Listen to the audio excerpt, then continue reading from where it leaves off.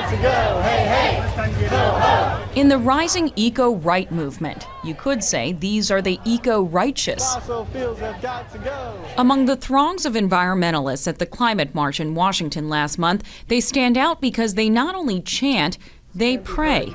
I pray that you would help people to listen so that we can impact this world, your creation, in a positive way. This is what democracy looks like. At 27, Kyle Meyaard-Schaap is the leader of the Young Evangelicals for Climate Action, a group that's grown to 10,000 members in the past 5 years.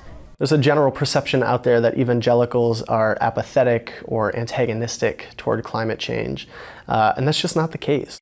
We keep hearing that 2014 has been the warmest year on record. That perception comes in part from this moment 2 years ago, when Republican Oklahoma Senator James Inhofe, who has said that only God controls the weather, brought a snowball onto the Senate floor to prove the earth is not warming. For a lot of the more conservative lawmakers who have been able to depend on support from an evangelical voting bloc, we want them to hear us saying, if you want to continue to be able to depend on this voting bloc, you need to start listening to what the next generation of evangelicals are saying is important to them. And more we're saying with a louder and louder voice, that's climate. May our work for climate action. After the climate march, his group gathered at the U.S. Capitol to rehearse talking points to use when lobbying members of Congress. Let us now offer prayers for our political leaders. The generational shift in Republican leaders is personified by 37-year-old Florida Congressman Carlos Curbelo.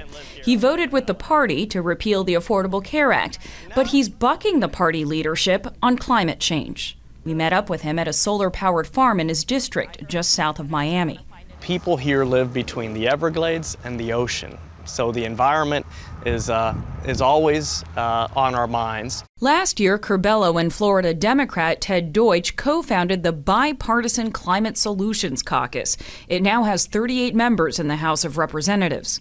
It's what we call a Noah's Ark caucus. You can only join if you identify a member of the opposing party to join with you. So it kind of forces bipartisanship, and the caucus is equally Republican and Democrat. I never thought that we would grow so fast.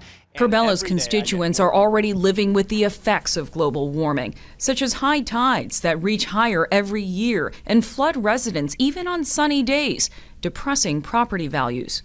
They're experiencing the threats of rising sea levels, coastal erosion, loss of wildlife, the Zika virus, all of which scientists say are worsened by climate change. So is this the first of its kind around here? Curbelo supports continuing and expanding subsidies for carbon-free and renewable energy sources. Most members of Congress are open to this idea of the United States leading an energy revolution in the world, innovating, creating the jobs of the future today. And one of my major priorities in tax reform is to protect the solar and wind tax credits that are in place today. At 96, George Shultz, a former cabinet secretary to Presidents Reagan and Nixon, whose administration created the Environmental Protection Agency, is weighing into the debate. Here's the marketplace. Do it the Reagan way. He's touting a solution to curb carbon dioxide emissions consistent with what he considers Republican principles. You don't have to rely on any fancy science to figure out that the globe is warming. That is a fact. But if you have questions about it, why don't you take out an insurance policy? Because the consequences are considerable. For Shultz, the insurance policy is a plan he's put out as a member of the Climate Leadership Council, a conservative case for carbon dividends. The proposal is to charge energy companies a tax, say $40, for every ton of carbon that comes out of mining coal or refining oil. The proceeds would be distributed back to Americans, a carbon dividend worth around $2,000 a year for a family of 4. The trade-off?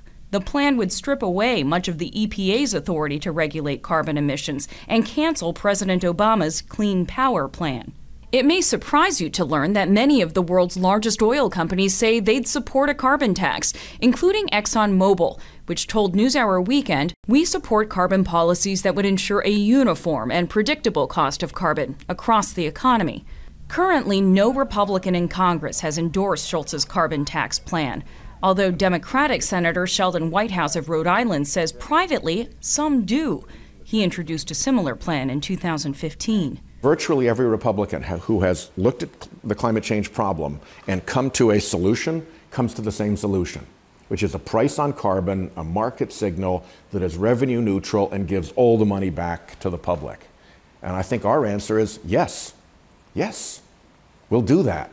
So we agree on the getaway car, we agree on the need for escape, and really the last political problem is how you get Republicans through that kill zone that the fossil fuel industry has set up in Congress. The fossil fuel industry has actually come out in favor of some sort of carbon pricing. Do you view them as genuine allies on climate action? No.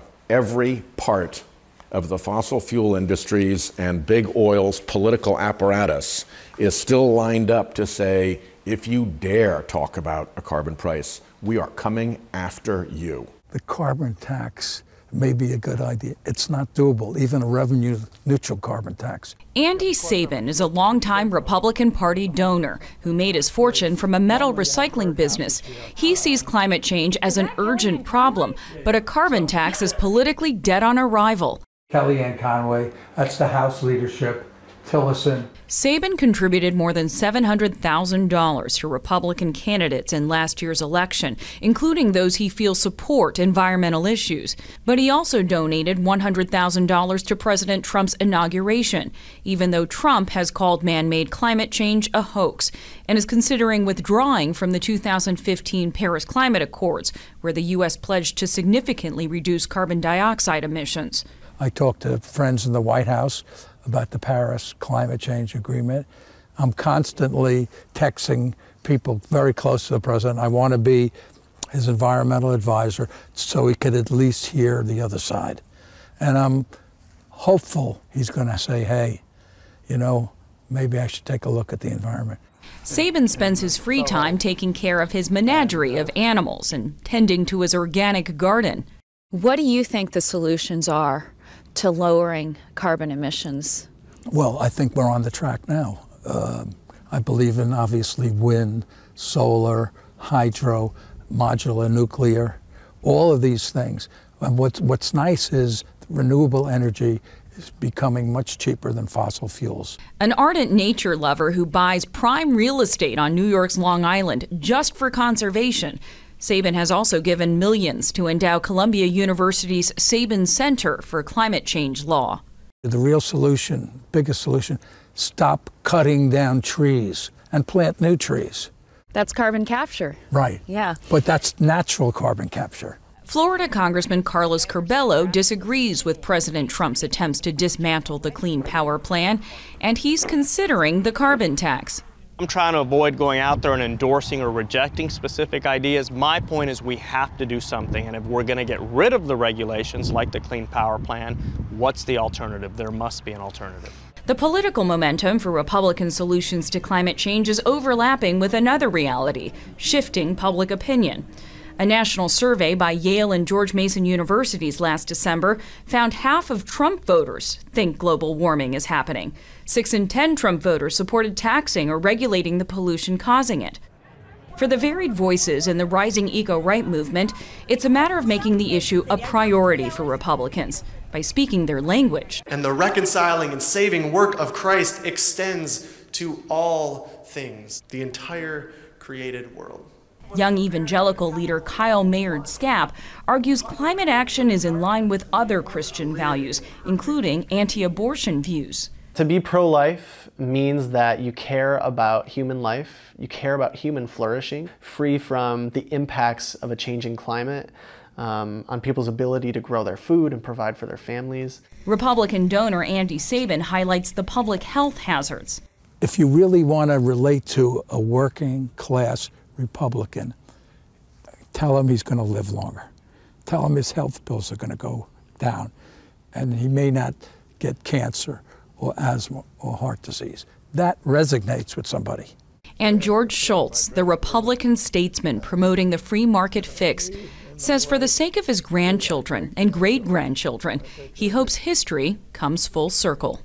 The original guy worried about the environment was a Republican, Teddy Roosevelt. President Reagan did the ozone layer. President H.W. Bush did the acid rain problem. The record shows this is a Republican issue.